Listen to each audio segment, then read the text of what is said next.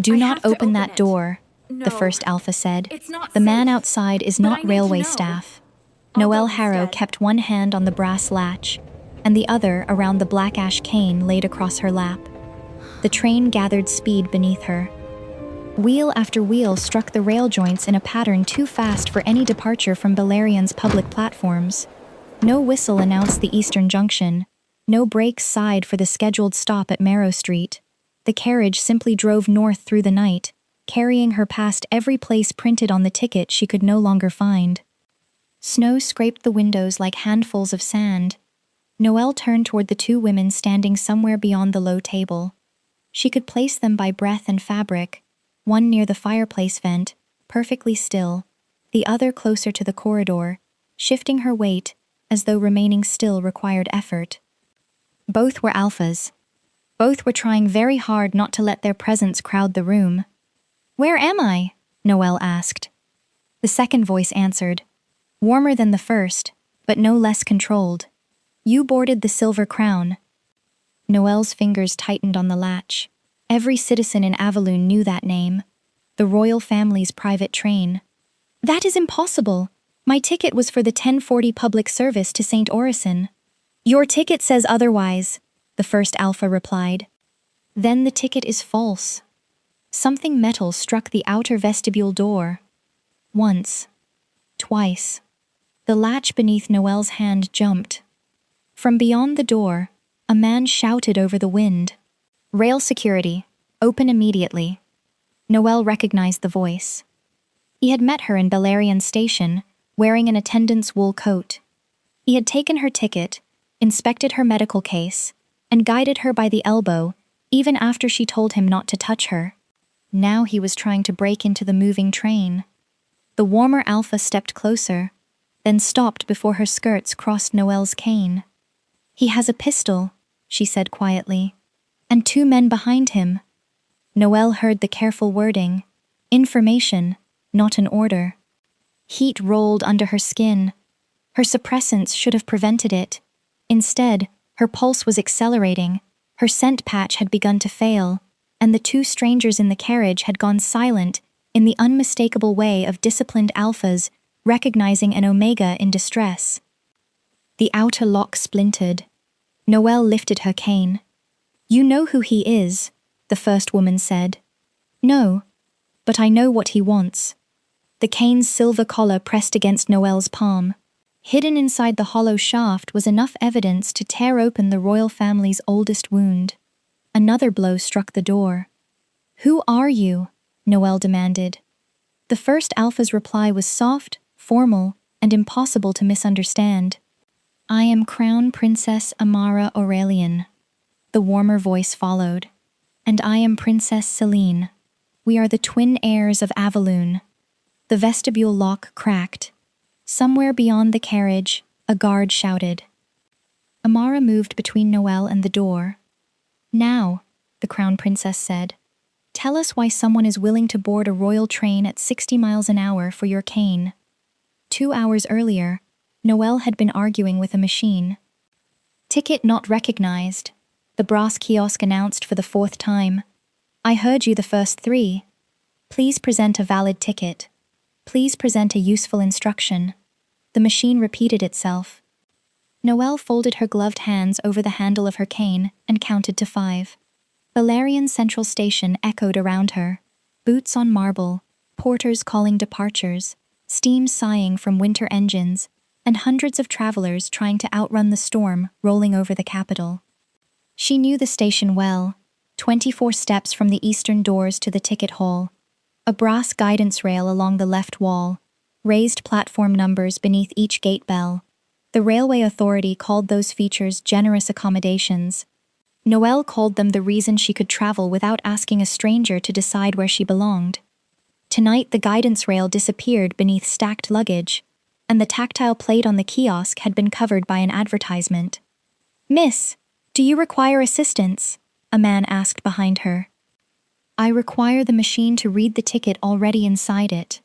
Perhaps you inserted it incorrectly. Perhaps the machine was designed incorrectly."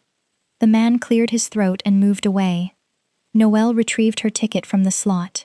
A tiny notch in the upper right corner identified the public northern route. Her thumb found it immediately. She had cut the notch herself. She had also memorized the printed itinerary when her reader scanned it that morning. 10:40 departure, platform 16, St. Orison at 2:15, weather permitting. The ticket was valid.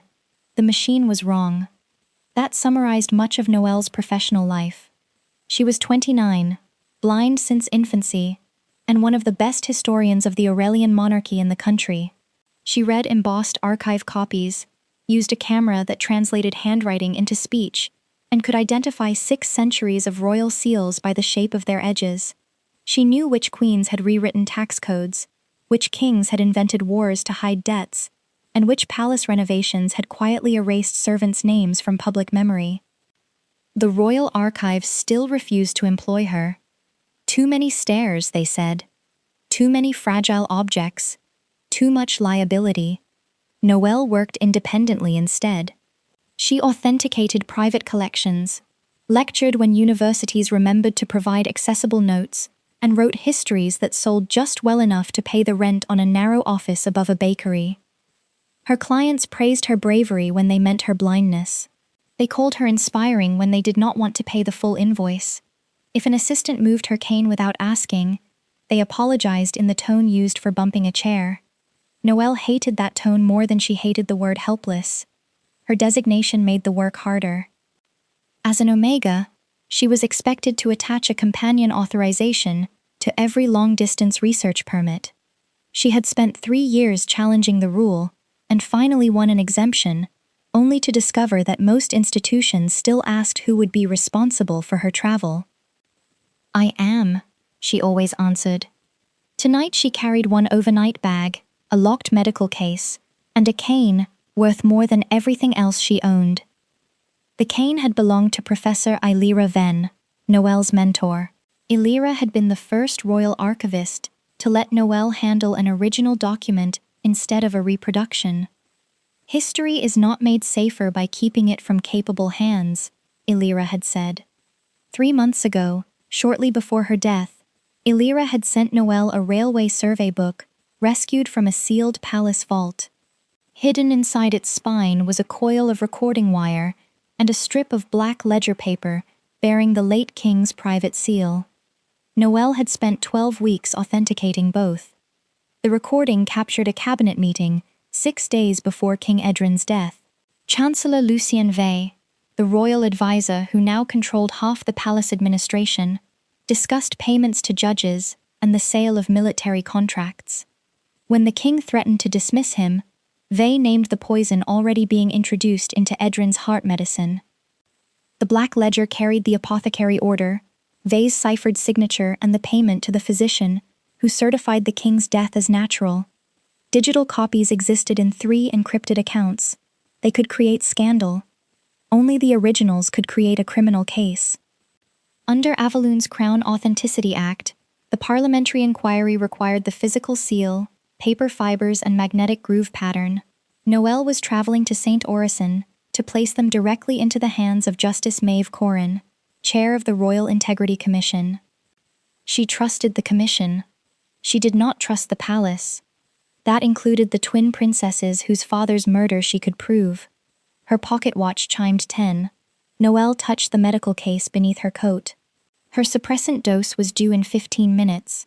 The medication cost more each month than her office rent, but it kept her cycles predictable, and her scent muted enough that clients listened to her research before noticing her designation. Her last unmedicated heat had been 4 years ago. She remembered pain, fever, and the terrifying way strangers believed biology turned consent into a negotiable detail. Never again, she had promised herself. "Ms. Harrow?" The new voice belonged to a railway employee, or someone skilled at sounding like one. Male. Middle-aged. Breath scented with peppermint. Heavy coat with metal buttons. His right shoe scraped half a beat after his left. "Yes?" "Station attendant Marek. The storm has changed northern departures. May I examine your ticket?" Noelle held it out but did not release it. "Tell me the route number first." "Northern Public Service 721. St. Orison Final. Correct. She let him take the ticket. Paper rustled. The kiosk rejected this because Platform 16 is closed, he said. Your service board's from the old diplomatic platform. Noel frowned. That platform has no public access. Emergency storm plan. I can guide you. Directions will be enough. The route crosses a construction area. Then describe it. His pause lasted 1 second too long. Of course, he said. 40 paces north, right at the clock, through the temporary gate. But security must inspect medical equipment before allowing access. Noel's unease sharpened. Medication is not railway equipment. New Crown security rule for the diplomatic platform. She should have walked away.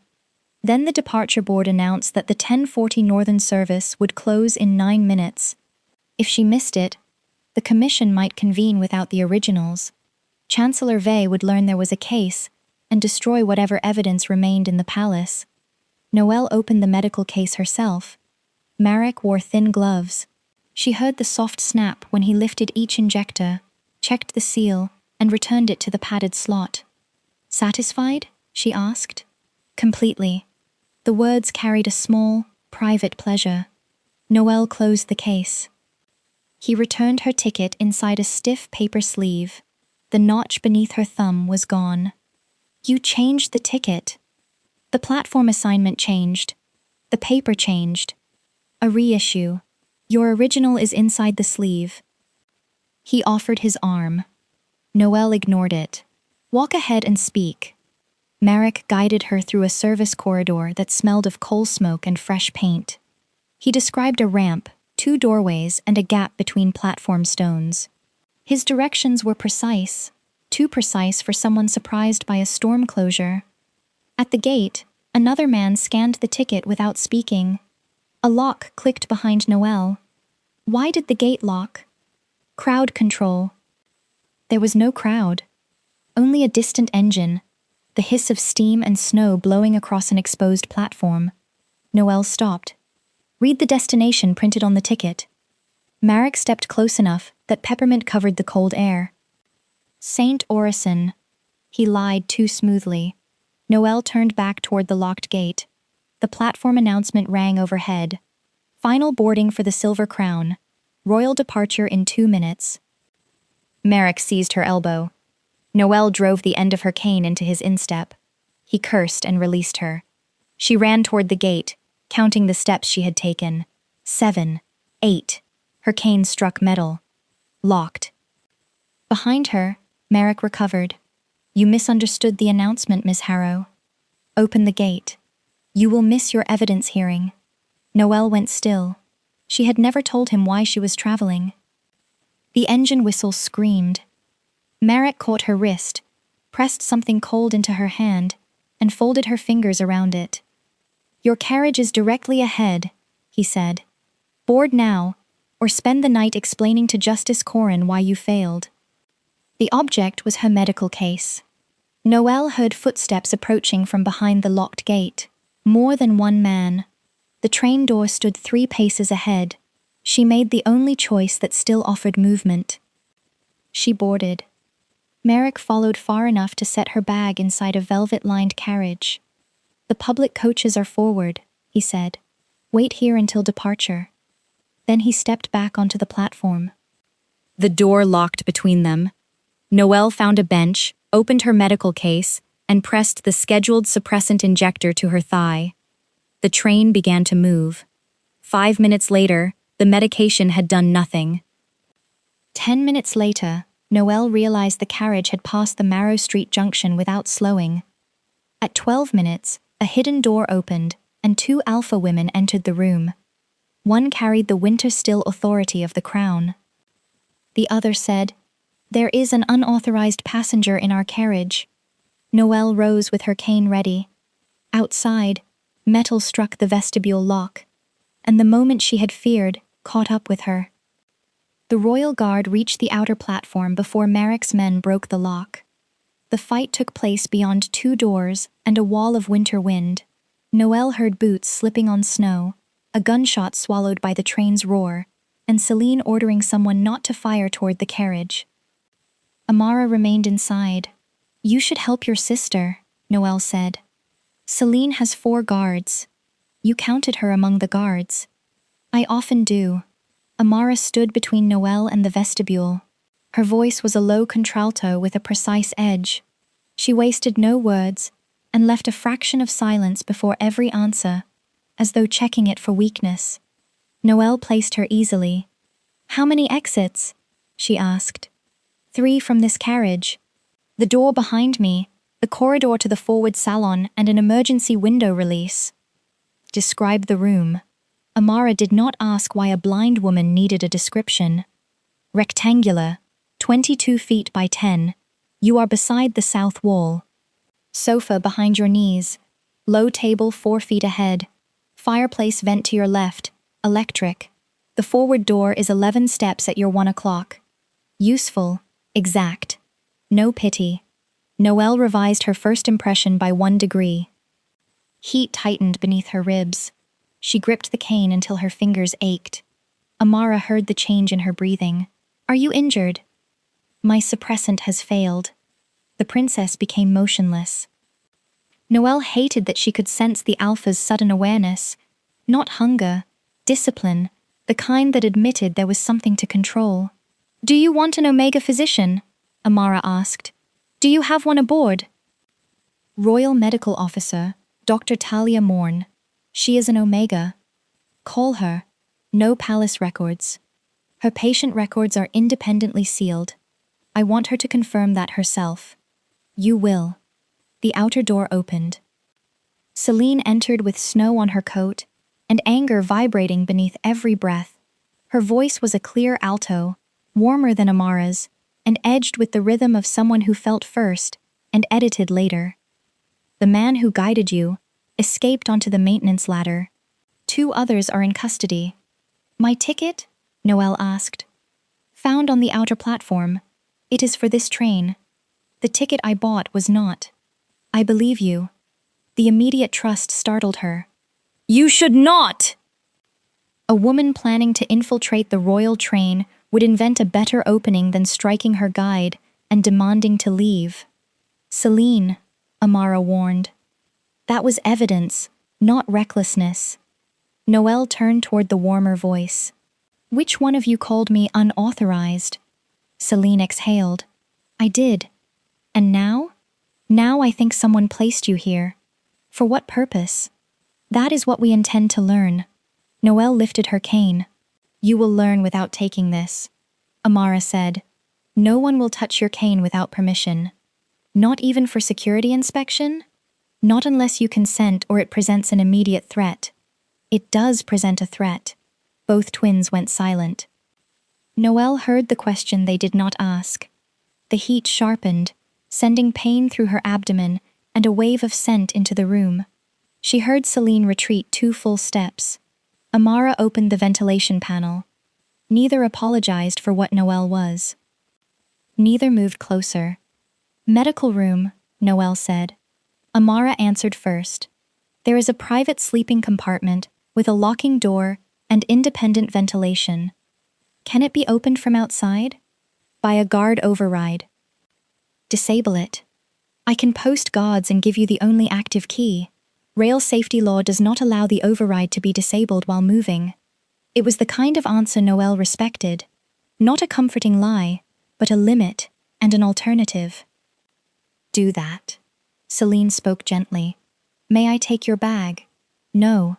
"May I walk ahead and describe the way?" "Yes." Celine guided her by voice. 8 steps through the salon, narrow threshold. Turn left. The princess warned her about a tea table, a carpet edge, and a brass footrail. She never reached for Noelle's elbow. The sleeping compartment smelled of cedar and clean linen. Noelle mapped it with her cane.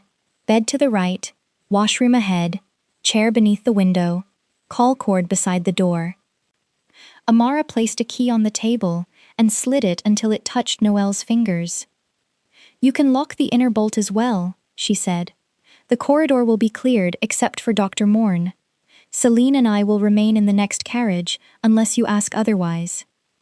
Noelle closed her hand around the key. Why are you obeying me? Because it is your body, Amara said. Celine added, and because care without choice is another kind of trap. The answer was almost too perfect. Noelle did not trust perfect answers. But as she locked the door and heard both Alpha footsteps retreat, she allowed herself to trust the distance they left behind. Dr. Talia Morn arrived 4 minutes later and identified herself by name, medical license number, and designation before asking Noelle to unlock the door. Will you come in alone?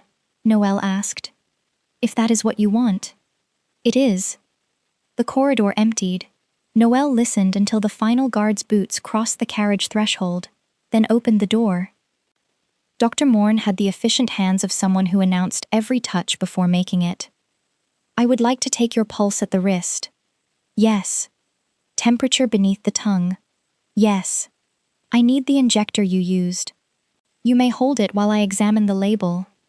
Noelle passed it over instead. You can hold it. The doctor rotated the glass cylinder. Her thumbnail clicked against the seal. This ring was removed and reset, she said. The attendant inspected it at the station. Then the inspection was likely the exchange. This is not your prescription. What is it? Dr. Morn opened a field testing ampule. Liquid hissed. A machine chimed twice. Saline, a vitamin marker, and traces of red thorn extract. Noelle knew the name. Red thorn was not poison in ordinary doses. It was used in fertility clinics to bring suppressed cycles forward under medical supervision. He did not merely take away my medication.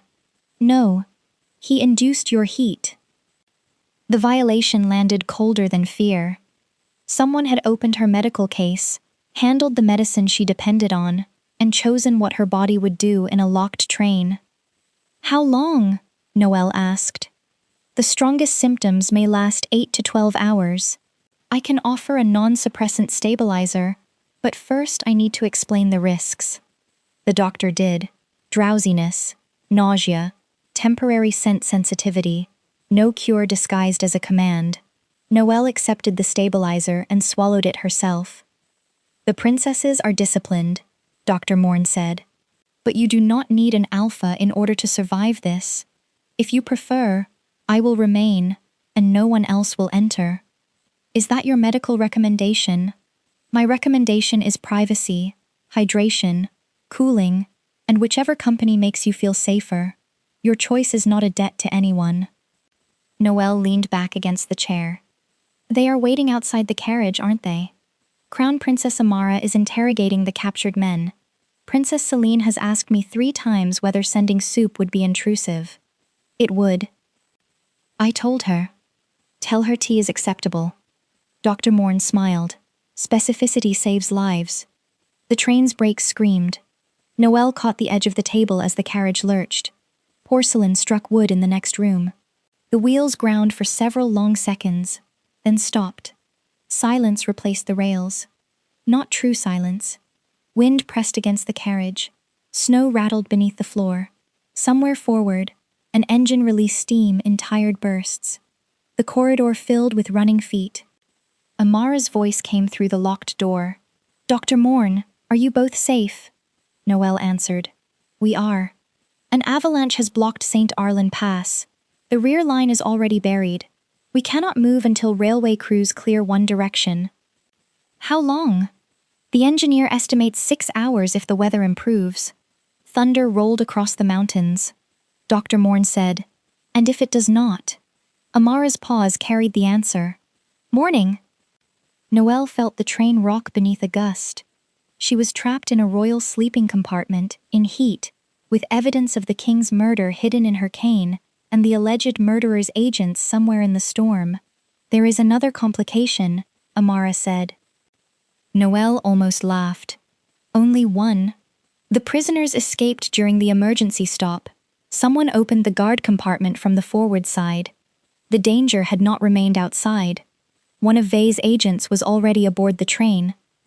Place the carriage under guard, Noelle said. I have. Your own guards may be compromised. I know. Then tell me the plan. Amara described it through the door. The Silver Crown had 7 carriages: engine and coal tender, guard and communications car, staff coach, dining carriage, library salon, royal sleeping car, and rear observation carriage. 12 guards, 9 staff, 4 railway crew, and the twins. The storm had broken the long-range wireless aerial. A track crew occupied a signal house 3 miles east, but the snow was too deep to reach on foot safely. Amara would divide loyal guards into pairs selected by service history. Celine would inspect the passengers and staff. Dr. Morn would remain with Noelle. No one entered the royal sleeping car without Noelle's agreement. "You assume your service histories are trustworthy," Noelle said. "I assume nothing, but uncertainty is not a plan." Noelle liked the answer. "The fake ticket," she said. "Who authorized it?" Paper shifted outside. "The boarding code belongs to the Royal Travel Office. Controlled by Chancellor Vey." Amara's voice cooled. "Why did you name him?" Noelle's hand went to the cane leaning against her knee. Too soon. She did not know whether the princesses had benefited from Vey's corruption, whether they were victims of it, or whether royal grief had made them loyal to the man who claimed to protect their father's legacy. "He controls the office," she said. "Any historian knows that. Most historians do not travel with men attempting to steal their canes. Most princesses do not interrogate sick passengers through a bedroom door." Celine's voice appeared farther down the corridor. "Amara." One word. A warning. Amara exhaled.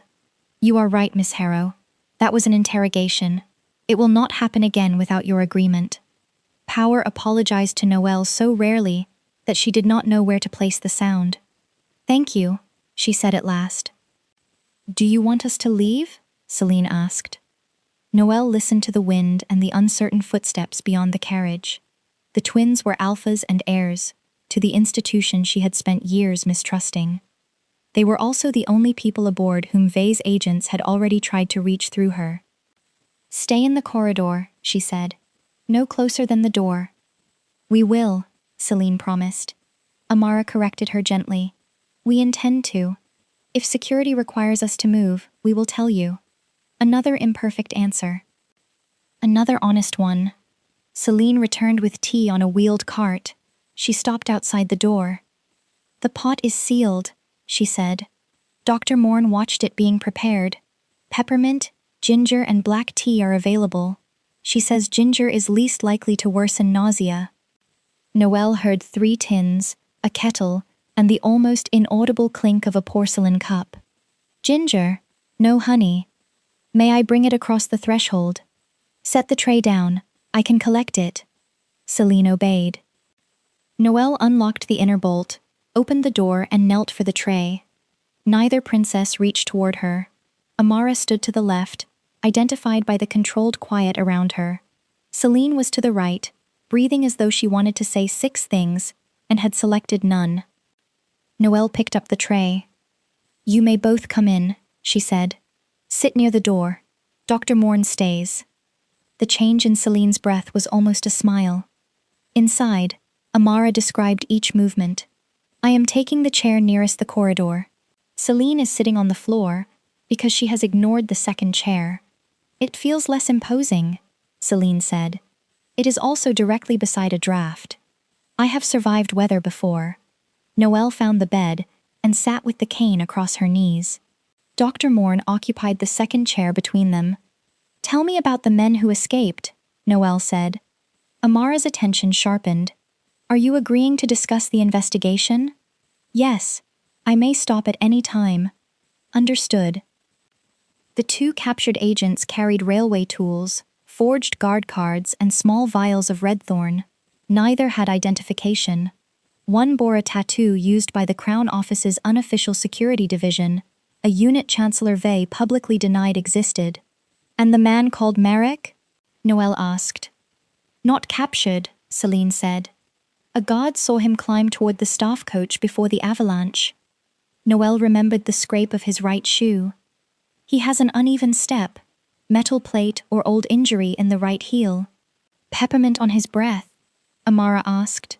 "Anything else?" "He knew my name, route, Medical case and appointment. He knew I carried evidence, but I never said what kind. Someone accessed your correspondence. Or Justice Corin's. The twins went silent. Noelle heard why. If the Royal Integrity Commission had been compromised, there might be no safe destination left. What is on the train manifest? She asked. Amara read the staff names aloud. Noelle listened to 28 lives reduced to paper. Conductor Emile Sorel, Engineer Vanna Pike, Royal Chef, 2 attendants, 9 guards, a communications officer named Petran Lusk. Stop, Noelle said. At Petran Lusk? Read his service date. Appointed 8 months ago. By whom? Amara turned a page. Chancellor Vey's office. Celine rose too quickly. Fabric snapped. I will question him. Sit down, Noelle said. The princess froze. Noelle tilted her head toward her. If he is the traitor and you rush at him, he will know we found him. If he is not, you will frighten an innocent officer because you needed movement more than evidence. Celine lowered herself back to the floor. That was not an alpha command? She asked. No, that was a historian losing patience. Dr. Morn coughed over a laugh. Amara said, She is right. Everyone is enjoying this too much. Noelle lifted the tea. Steam warmed her face. Have him repair the aerial under observation. Watch what he touches and whom he tries to contact. Amara rose. A sound plan. Princess. She stopped. Do not take my idea and later call it royal intuition. For the first time, Amara laughed. It was quiet, brief, and unexpectedly young. I will credit the historian. The stabilizer softened Noelle's symptoms without erasing them. The room remained too warm. Her skin felt thin, every sound sharpened. Yet the twins' presence did not press against her. They kept their distance, lowered their voices when asked, and accepted Dr. Morn's authority without using rank. Outside, the storm sealed the mountain around them. Inside, the 4 women began to set a trap. Petran Lusk failed the first test. Amara ordered him to repair the wireless aerial and sent 2 guards to observe. Lusk opened the communications cabinet, removed a burned fuse, and tried to slide a second object into his sleeve. The guards stopped him. The object was a miniature signal transmitter tuned to a private frequency. Lusk claimed it was emergency equipment. Celine asked why the frequency matched a Crown Office cipher retired 6 years ago, the year King Edrin died. He ran. The pursuit moved forward through the train. Noelle tracked it by doors, boots, and shouted orders. 3 minutes later, a window shattered in the dining carriage. A guard reported that Lusk had escaped onto the snowbank and disappeared into the storm. Too convenient, Noelle said. Amara had returned to the sleeping compartment and taken her place near the door. You think the escape was allowed? I think a communications officer appointed by Vey knew exactly which window opened onto the sheltered side of the train. Search beneath it. They found a canvas pack buried under loose snow. Inside were climbing ropes, detonators, and a map of the Silver Crown's brake lines. The question was no longer whether the train would be attacked. It was what the agents intended to destroy first. Amara doubled the watch around the engine and ordered every service hatch sealed. Celine wanted to lead a search outside. No, Amara said. The trail is fresh. The snow is waist deep. I know the mountain. You know how to fall off mountains with confidence. Celine's breath caught. You cannot keep me inside because father died outside your reach. The room changed. Amara's reply became perfectly flat. This is not the place. For you, there is never a place. Dr. Morn stood. I will check the guards. Stay, Noelle said. The doctor sat again. Noelle turned toward the twins. You may argue, but not as if I am furniture. Celine exhaled. You are right. Amara said nothing. Crown Princess? You are right. Good. Celine, you want to search because action feels like protection. Amara, you want to forbid it because control feels like protection. Neither of you is discussing the actual risk. And what would you have us discuss? Amara asked. Whether Celine has a skill no one else can provide, whether the trail will survive another hour, whether sending her changes the safety of the people aboard. History is full of rulers who confused their fear with national policy. Celine made a delighted sound. I want that embroidered on Amara's office wall. Do not encourage her, Amara said. But the ice in her voice had cracked. They decided a trained mountain guard would inspect the trail from the rear platform, while Celine remained inside and directed him by radio. It was not the answer either twin had wanted. It was safer than both. When the radio check began, Noelle's heat surged. Pain folded her forward. The cup slipped from her hand and struck the carpet without breaking. Every person in the room went still. Dr. Morn moved first. Noelle, may I come closer? Yes. The doctor checked her temperature. The stabilizer is working, but stress is pushing through it. Cooling cloth and water. Do you want the princesses to leave? Noelle listened to herself. Amara's stillness offered structure. Celine's breathing gave her something warm and living to follow through the pain. Stay, she said. Both of you. No touching. Understood, Amara replied. Celine's answer was softer. We're here. Noelle lay on her side. Dr. Morn placed a cool cloth in her hand rather than on her skin. The twins spoke from near the door, not to distract her from her body, but to keep the room anchored. Amara recited the mountain route. St. Arlan Pass, the frozen lake below, the old signal towers at each mile. Celine described the sounds of a summer market in the northern capital, copper bells, street musicians, children dropping sugared almonds for pigeons. The pigeons are organized criminals, Celine said. They learned from Parliament, Amara replied. Noelle laughed despite the pain. The wave passed. Thank you, she whispered. Neither princess used the gratitude to move closer. That mattered. An hour later, when Dr. Morn approved soup and a brief walk inside the secured carriage, Noelle asked the twins to describe themselves. Celine sounded surprised. Physically? If you like, I know what your portraits claim.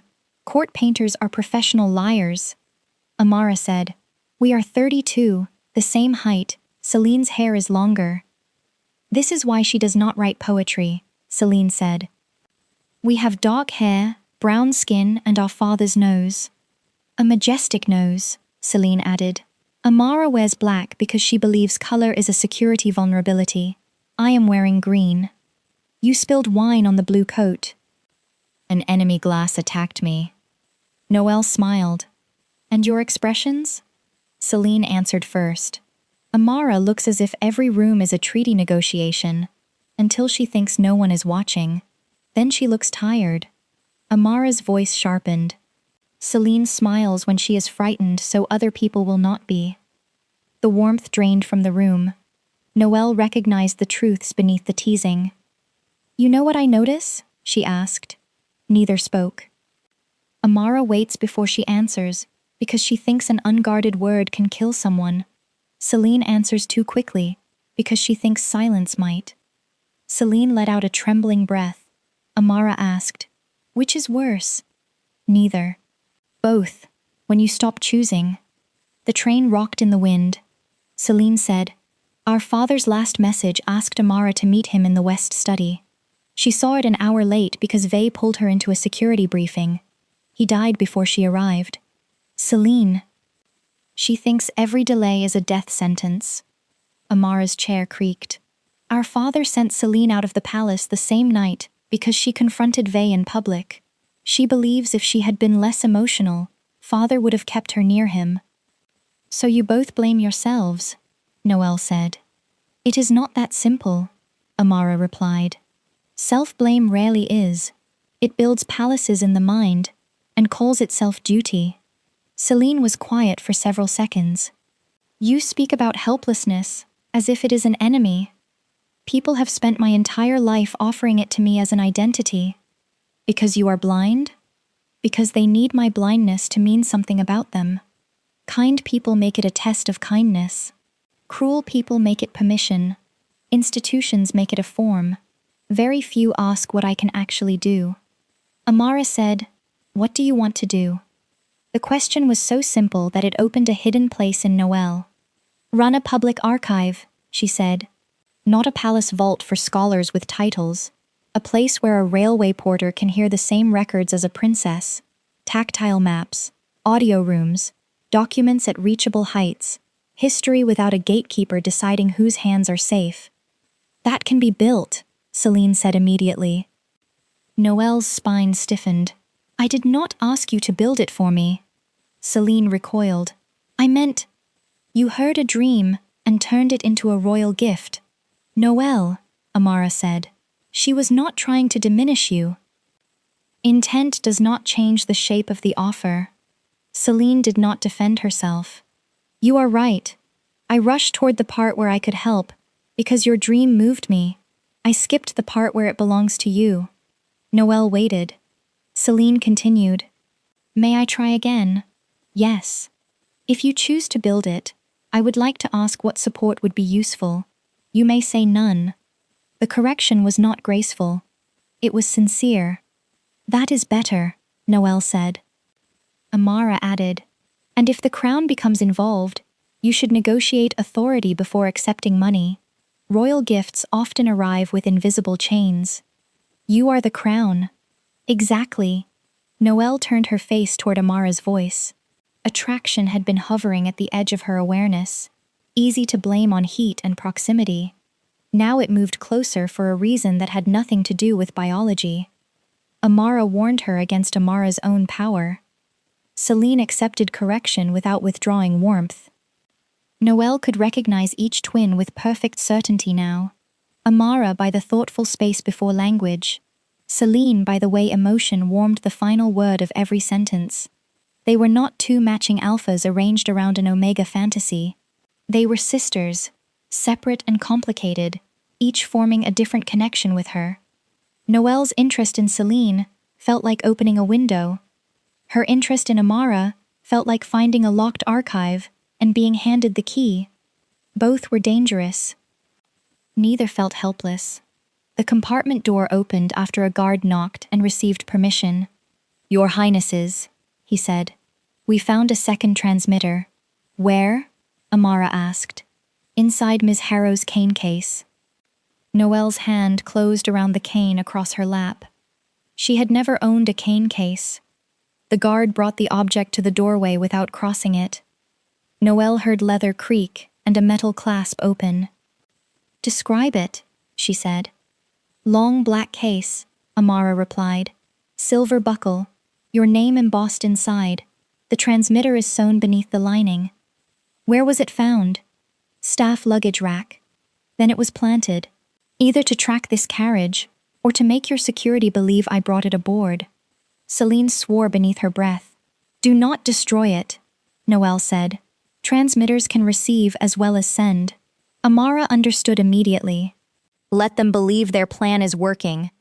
Place it in the rear observation carriage. Keep everyone away from that end, but make the movement look ordinary. You want to draw the agents backward. I want to learn whether they are following me or the cane." Celine asked, "Is there a difference?" Noelle ran her thumb over the cane's silver collar. She had postponed the truth for as long as caution allowed. The agents knew what she carried. They knew. The twins were already targets whether she trusted them or not. "Yes," she said. "There is a difference." She asked Dr. Morn to lock the door and remain. Then she told Amara and Celine to sit where they had been before. "I am going to open the cane," Noelle said. "You will not move toward me." "We will not," Amara promised. Noelle located 3 almost invisible pins around the silver collar. She pressed them in the order Elira had taught her: crown, river, open hand. The handle released with a soft click. Inside the hollow shaft, wrapped in oilskin, lay a coil of magnetic recording wire, no wider than a bracelet, and a roll of black ledger paper. Dr. Morn whispered, "Gods." Noelle removed both and held them across her palms. 7 years ago, King Edrin died of what Chancellor Vey called inherited heart failure, she said. The public autopsy was altered. The cabinet record from the week before his death was removed during the palace archive fire. Neither twin breathed normally now. Professor Elira Venn saved a duplicate recording wire, Noelle continued. She hid it inside a railway survey volume because Vey's staff were searching royal histories, not engineering books. The ledger came from the king's private apothecary. Amara's voice was barely audible. What does the recording say? Your father confronted Vey about bribes, forged pardons, and military contracts. Vey told him dismissal would be impossible if the king's heart failed first. He named nightglass, the poison introduced into Edrin's medicine. The ledger records its purchase under Vey's cipher and the payment to the physician who signed the death certificate. Celine stood. Sit down, Amara said. Do not command me. Then choose not to run into a storm and murder him before we can prove it.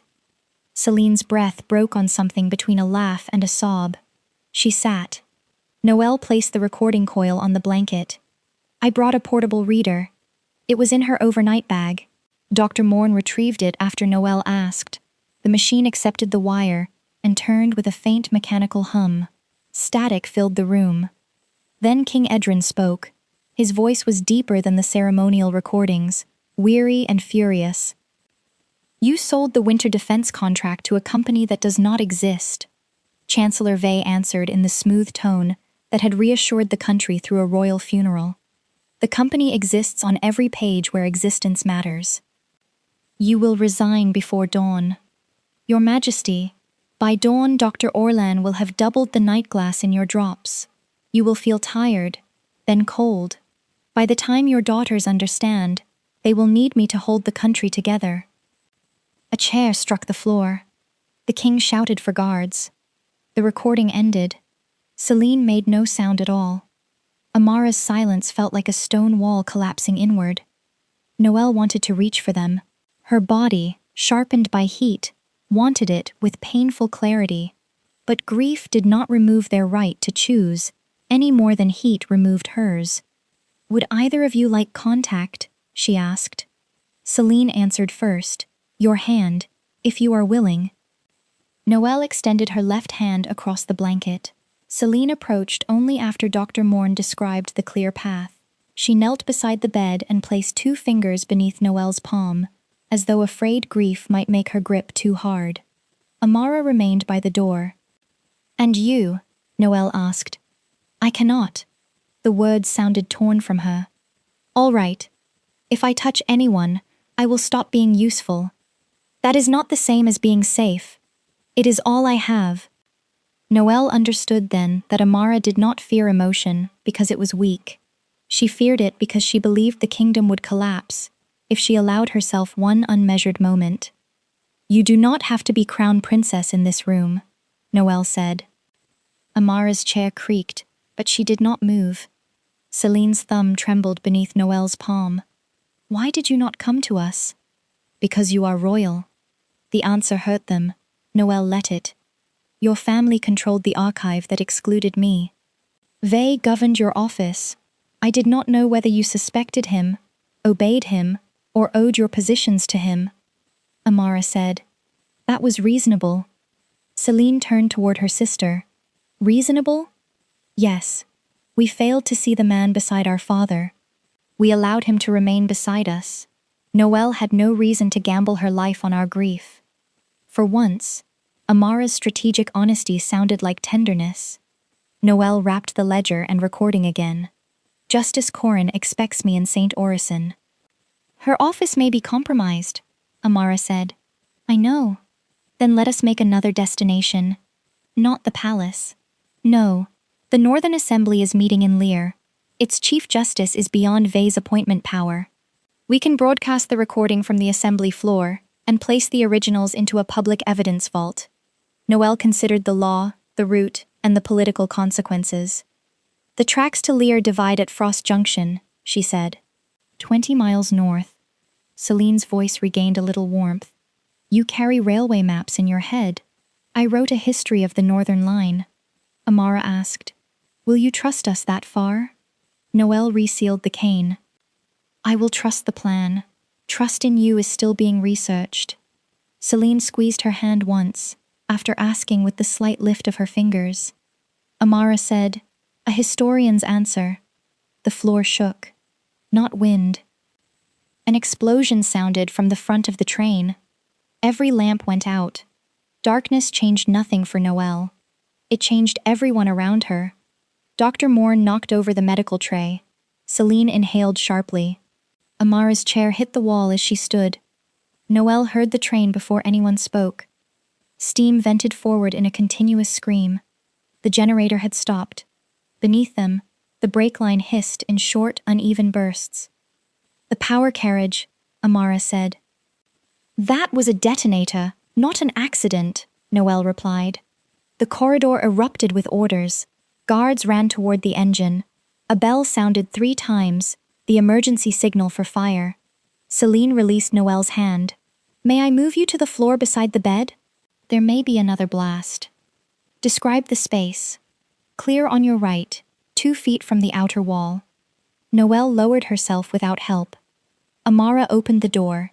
Smoke drifted from the forward end, faint but growing. "I need to reach the engineer," she said. Celine answered, "I am coming." "No. Guard this carriage.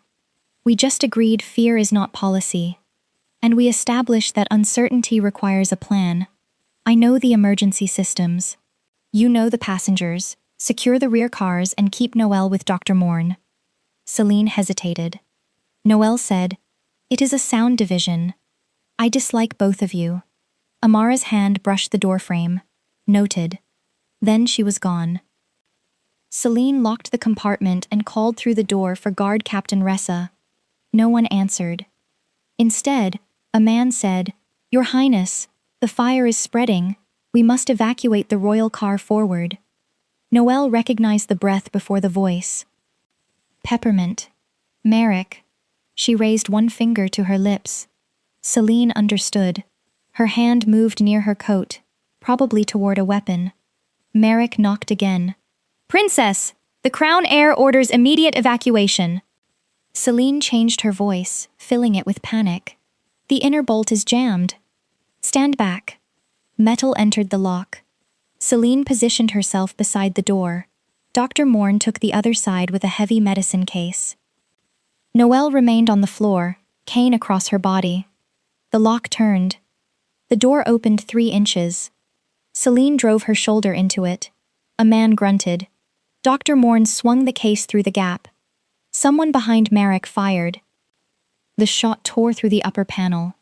Celine shoved the door closed, but Merrick wedged a metal bar near the hinge. The opening widened. "Rear washroom," Noelle said. "Emergency window release."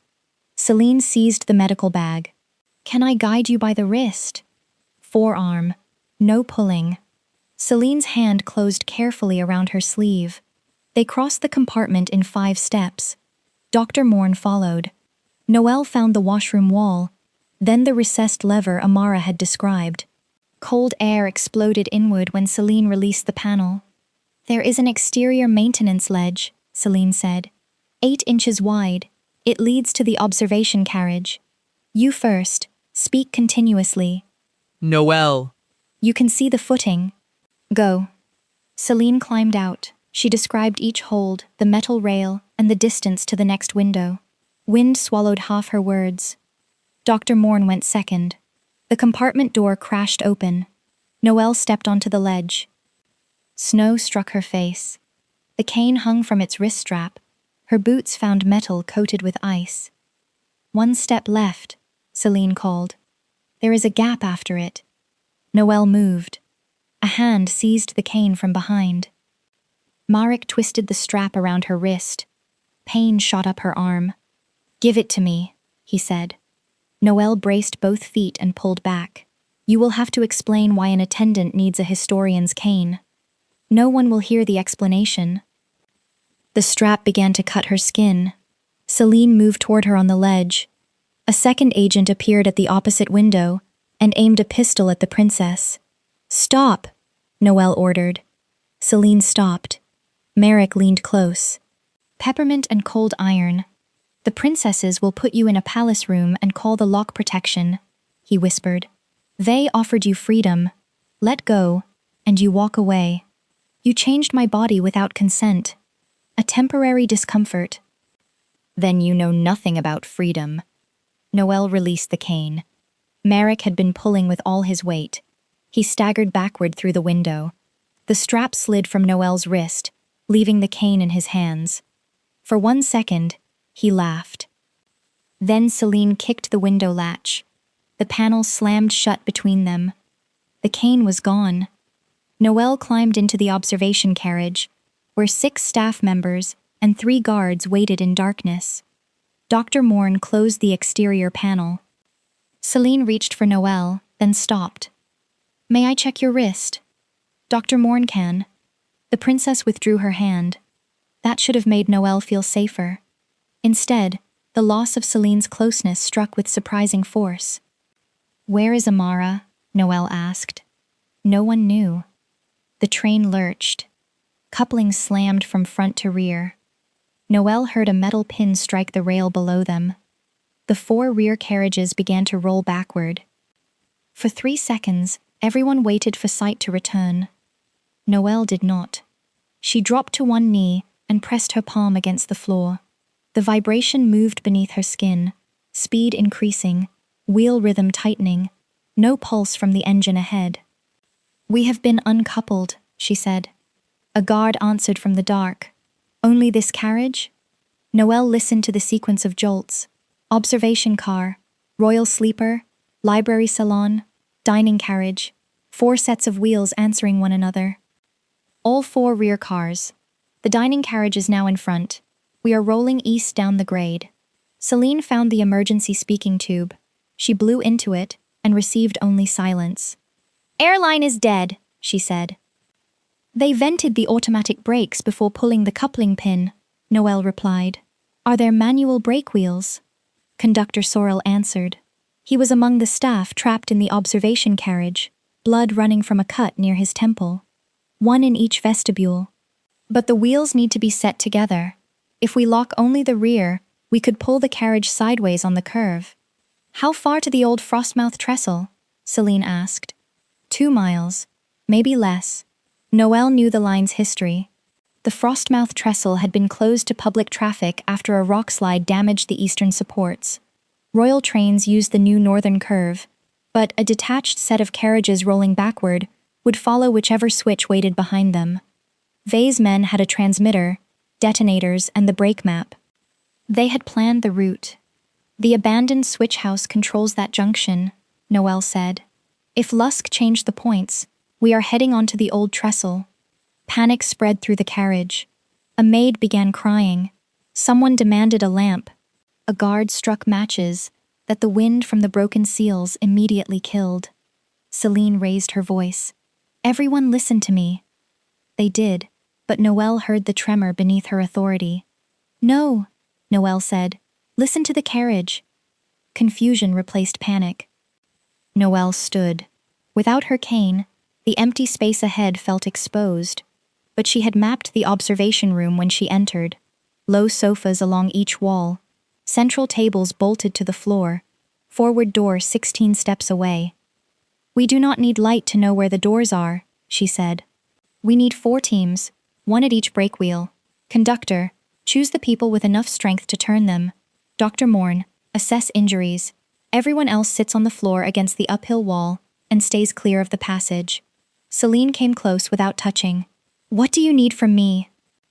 A continuous description when sight gives you useful information, silence when it does not, and your voice ahead of me.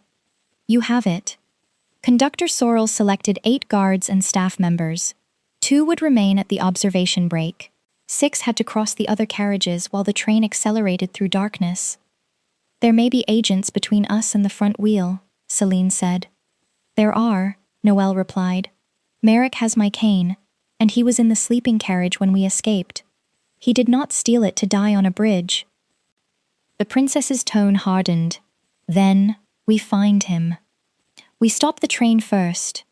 Celine inhaled as though preparing to argue. Then she said, "You are right. That choice mattered more than agreement given in a quiet room."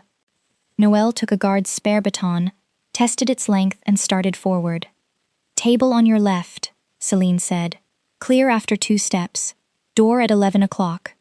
Everyone follow my footfall. One hand on the seat backs, not on the person ahead. If someone falls, say your name and location. Do not grab whoever is nearest." The rear carriage swayed into a bend. Noelle counted wheel beats. The curve lasted 9 seconds. On the railway map in her memory, the first eastern bend ended 1¾ miles above Frostmouth Junction. They had minutes. At the observation vestibule, Conductor Sorrel showed the first pair how to release the brake lock and turn the iron wheel clockwise. Noelle listened to the mechanism engage. 5 turns only, she said. Hold there until the other teams are placed. They crossed into the royal sleeping carriage. The gangway floor had been damaged. Wind roared beneath the connecting plate, but the sighted guard in front did not notice the gap until his boot entered it. Noelle heard the pitch change. "Stop!" The guard froze with one foot in the air. Celine dropped beside the plate. "The right hinge is gone. There is a 6-inch opening." Noelle directed everyone to cross along the left rail one at a time. A scarf tied between handles became a guideline. No one fell. Inside the sleeping carriage, furniture had broken loose. Noelle heard a chair sliding with every turn. 3 steps, then wait, she instructed. The chair struck the wall in front of them. Celine caught it and wedged it beneath the bed. Clear. The compartment where Noelle had sheltered stood open. Her medical case had been emptied across the carpet. "Marek is gone," Celine said. "Forward." They reached the second brake wheel. 2 guards took position. 5 turns, Noelle ordered. "No more." The train shuddered as the brakes began to bite at both ends, but the center cars still pushed downhill. The library salon came next. Smoke had settled beneath its ceiling. A lamp oil line, broken in the explosion, burned behind a cabinet. 4 attendants were trapped near the forward door, afraid to cross because burning shelves blocked the center aisle. Noelle could hear the fire's shape. Sharp crackling above meant paper. Low popping to the right meant oil crawling across the floor. "Is the left wall clear?" she asked. An attendant coughed. "There are bookcases. Recessed or freestanding?" "Recessed." "Then put your left shoulders against them and move toward my voice.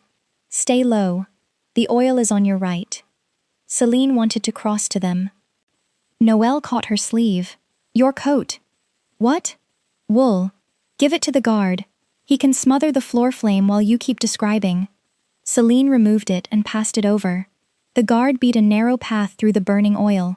Noelle called the trapped attendants one by one, listening to each breath until all 4 reached the rear door. Dr. Morn guided them back to safety. The third brake team took position. Somewhere beyond the library, metal struck bone. Then Amara's voice sounded through the darkness. "Celine!" The crown princess was in the dining carriage. Celine ran. 6 steps to the gangway, Noelle called. Broken glass after the threshold. Celine slowed before the danger and crossed safely. Noelle followed with the baton sweeping ahead. In the dining carriage, she heard a fight near the service bar. 2 women breathing hard, 1 man grunting, another moving with a familiar scrape in his right heel. Marek. Amara had returned with the front section of the train. Engineer Pike reversed the engine down the cleared track until it drew close enough for Amara and 2 guards to jump onto the dining platform. Lusk had been waiting there to stop them. "The cane is near the forward wall," Amara called. Marek laughed. "Come take it." The dining carriage bucked. Noelle heard her cane roll beneath a table, silver collars striking each chair leg. She also heard a tiny mechanical rattle near the front vestibule. A detonator. "Amara, stop moving." The command silenced everyone for half a heartbeat. Noelle separated the sounds. Lusk was near the brake wheel, wrestling with a guard. Marek stood between the twins, right heel scraping as he pivoted. The detonator ticked against metal beneath the service bar. Her cane rolled once more and stopped 3 steps ahead. "Celine," Noelle said. Merrick is facing Amara. He shifts weight late onto his right foot. Sweep his left ankle when he turns toward me. Noel, do not draw him, Amara began. Noel struck the baton against a table. Merrick turned toward the sound. Celine moved. Her leg swept low. Merrick's damaged balance failed and he crashed onto the floor. Amara pinned his weapon arm. Celine kicked the pistol away. Detonator under the service bar, Noel said. Left side. It is ticking against a support. A guard found it. 20 seconds. Throwing it outside could trigger the snow shelf, Amara said. Noel remembered the dining layout from Amara's earlier description of the train. Ice chest under the forward counter. Reinforced steel, bolted to the floor. Put it in the ice chest. Pack snow around it. Close the lid. Celine and the guard obeyed. The blast struck like a hammer inside a box. The chest lid bent, but held. At the forward brake wheel, Lusk tore free and reached for the release lever. Noel heard the lever's chain lift. Amara, 2 steps right. The crown princess moved without questioning her. Lusk swung a wrench where Amara had been. She caught his arm, turned with the motion, and drove him against the wall. Celine secured Merrick with a table restraint. The guards took Lusk. Noel dropped the baton and searched the floor with both hands. Do not move, Celine warned everyone. Noel is locating the cane. Her fingers found black ash. The shaft was cracked near the base. The silver collar remained closed. The evidence? Amara asked. Noel pressed the 3 pins. The hidden compartment opened. The oilskin packet was inside. Safe. Relief lasted 1 breath. The wheel rhythm changed.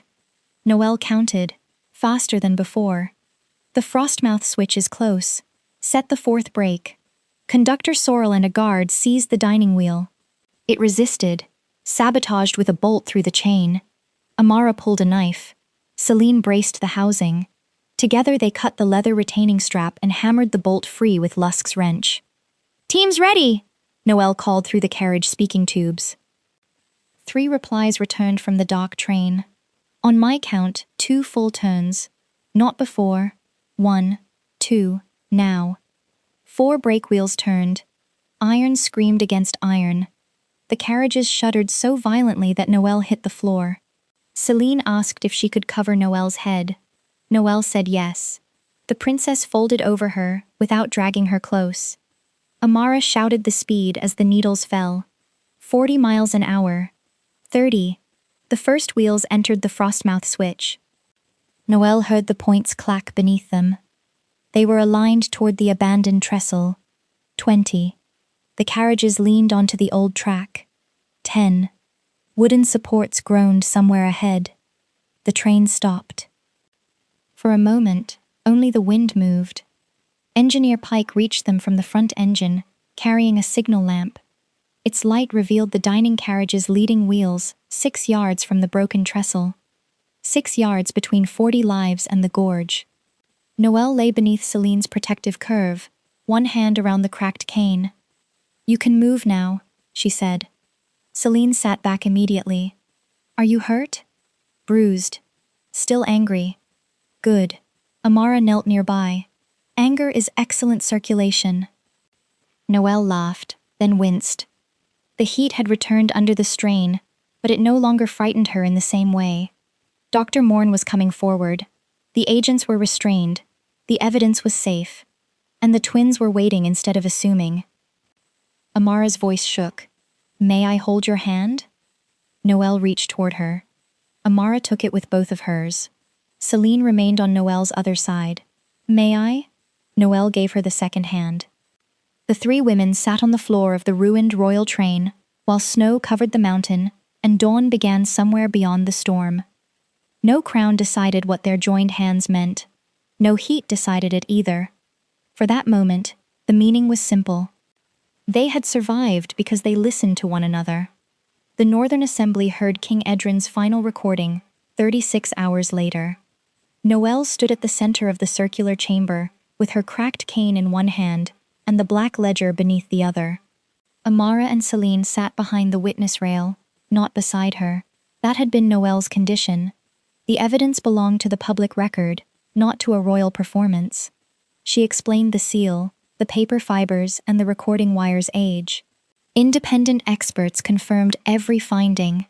Justice Corin joined by secure link and admitted that one of her clerks had leaked Noelle's itinerary to Vey's office. By midday, Chancellor Lucien Vey had been arrested while attempting to cross the southern border. By evening, the palace released the names of the judges, contractors, and officials paid through his network. Marek and Lusk were charged with poisoning, abduction, rail sabotage, and attempted murder. The headlines called Noelle brave. She corrected every reporter who asked. "I was trained," she said. "The difference matters. Courage was useful, but knowledge stopped the train."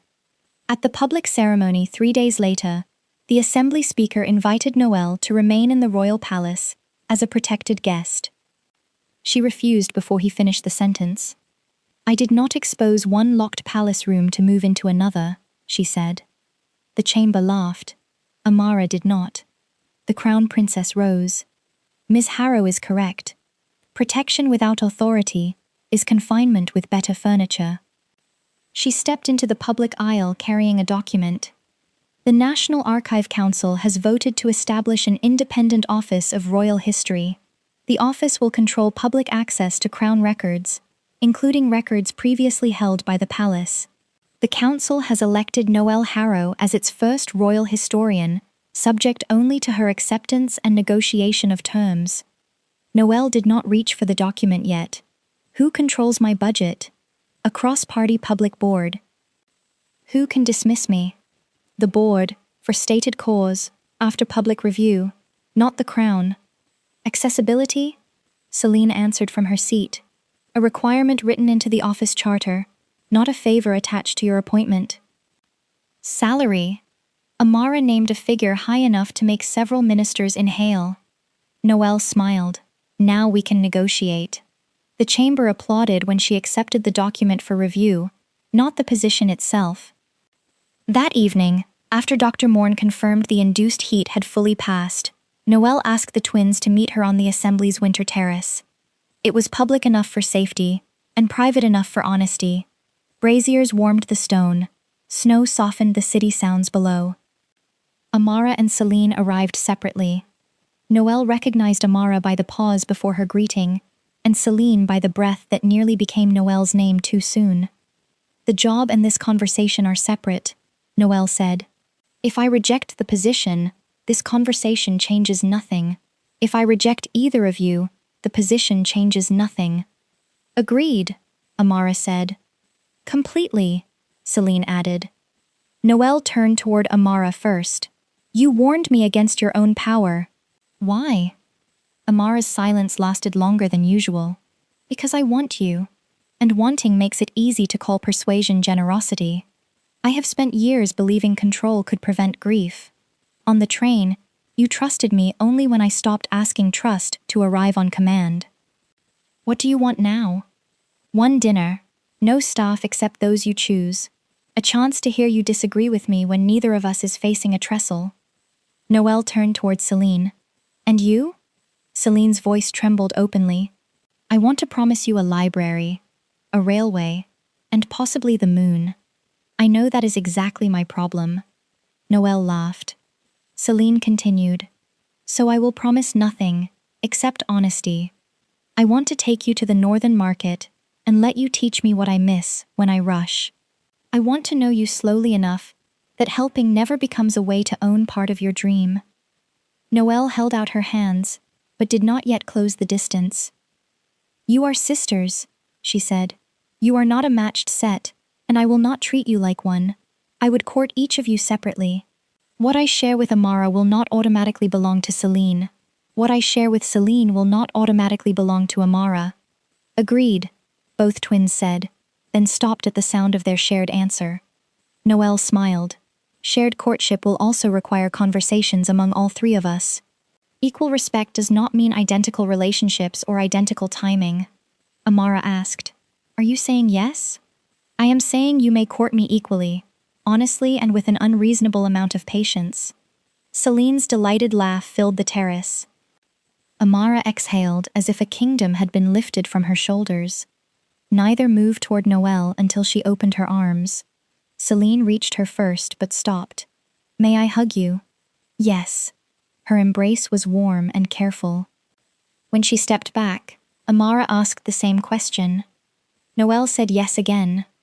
Amara held her, as though learning that control and tenderness did not have to be enemies. Noelle did not kiss either of them that night. She wanted the first kiss to belong to desire without danger, gratitude, or the last echo of an induced heat. 2 weeks later, after dinner with Amara and a disastrous encounter between Celine and a market goat, Noelle chose both kisses herself. If Noelle's courage, sharp mind, and refusal to let anyone rename control as care stayed with you, like the story and share in the comments which moment made you trust the royal twins. Subscribe for more complete WLW romances where vulnerable heroines remain the authors of their own choices. 6 months later, Noelle boarded the Silver Crown on purpose. She found the door without assistance. A raised silver line led from the platform edge to the carriage entrance. Inside, tactile strips marked every threshold. Braille labels identified the coal cords, medicine cabinet, and emergency controls. Nothing projected into the corridor at shoulder height. Every chair locked into a fixed position so the map in Noelle's mind would remain true. Her new cane rested in a bracket beside the door. No one touched it. Amara waited in the salon. "You are 3 minutes early." Celine waited beside her. "She has been standing there for 12 minutes pretending not to worry." "I was reviewing security." "You reviewed the same window 6 times. Noelle tapped the floor once. "For the record, I boarded the correct train." "We checked," the twins answered together. Their courtship had become a partnership in careful stages. Separate dates, shared breakfasts, arguments with rules, apologies without gifts attached. Noelle accepted the royal historian position after winning full-budget authority, and the public archive now occupied the palace wing that had once excluded her. "There is one room left to inspect," Amara said. Celine made a warning sound. Noelle followed them to the private sleeping compartment. The accessible door slid open. She mapped a wide bed, low shelves, soft wall panels, and 3 lockers with tactile nameplates. Then her cane touched a mountain of cushions in the corner. Blankets, quilts, a low heated platform, 3 different textures arranged in overlapping circles. Noelle went still. "Is this a nest?" Amara said. "It was intended as a flexible sensory rest environment." Celine said. "It is absolutely a nest. You promised not to reveal it until she approved the carriage. You revealed it by calling this the last room." "That is not how revelation works." Noelle knelt and explored the edge with her fingertips. One blanket was smooth and precisely folded, unmistakably Amara. Another was impossibly soft and carried the loose fringe Celine twisted whenever she was thinking. The center quilt had been made from the worn sleeves of Noelle's old lecture coats, preserved after a tailor replaced them. Noelle's throat tightened. The twins stopped arguing. Celine asked, "Do you want it removed?" Amara added, "Or changed? Or made yours alone?" Noelle sat on the heated platform. "I want both of you to stop standing in the doorway." They entered. "Closer," Noelle said. They came to the edge of the nest. "May we?" Amara asked. Noelle opened the quilt across all 3 places. "Yes." The twins settled beside her, still a little nervous.